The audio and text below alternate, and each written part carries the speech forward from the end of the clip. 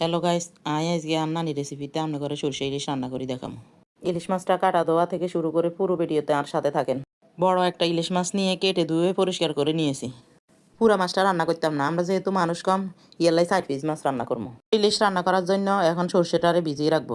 1 table চামচ কালো সরিষা, 2 টেবিল চামচ সাদা সরিষা, 1 টেবিল চামচ পোস্তদানা দিয়া, সাথে কয়েকটা কাঁচামরিচ দিয়ে 10 মিনিট হলে ভিজিয়ে রাখবো, একটু নরম হইতে, বাড়তে তো এলে সুবিধা হইব। 10 মিনিট হরে সরিষা গুণ আর মরিচ গুঁড়ো একটু ফাটার মধ্যে বাড়ি লই। আর নানি বাড়া মশলা দিয়ে তরকারি রান্না করতো। আর নানির হাতের তরকারি রান্নার গ্রান এখনো মনে হাতে আর মুখে লেগে আছে। আল্লাহ নানির জান্নাতবাসী করুন, আমিন।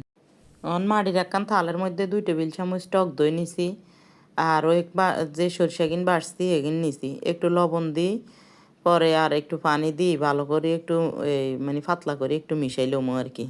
এবার একটু জাজালো সরিষার তেল, মানে বালা তেল আর আসলে বুঝি না কিন্তু কিনলে বালা তেল করতো দিই। এবার মাছ গিন্দি দিমু, তো 4 পিস মাছ রান্না করমু।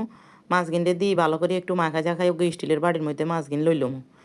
লই হিয়ার হরে ওই যে মাছের ডিম আছে না, ডিম কেন দিছি, ডিম দিলে মজা লাগে অনেক বেশি। তো এবার ওই প্লেট কান দুই, তো একটু পানি দিয়ে দিছি, প্লেট ধোয়া পানি দিলে তরকারি স্বাদ হয় বেশি। এবার একটা ফয়েল পেপার মোড়াই 20-25 মিনিটের জন্য ভাপে রাখছি। দেখছেন না তরকারি কেন কত সুন্দর হয়েছে। ভালোবাসা দিয়ে বানাইলে আপনাদের তরকারিটাও এত সুন্দর হবে এবং ঝাঁঝালো গ্রানে গড় ভরে যাবে। সবাই ভালো থাকেন, আল্লাহ হাফেজ।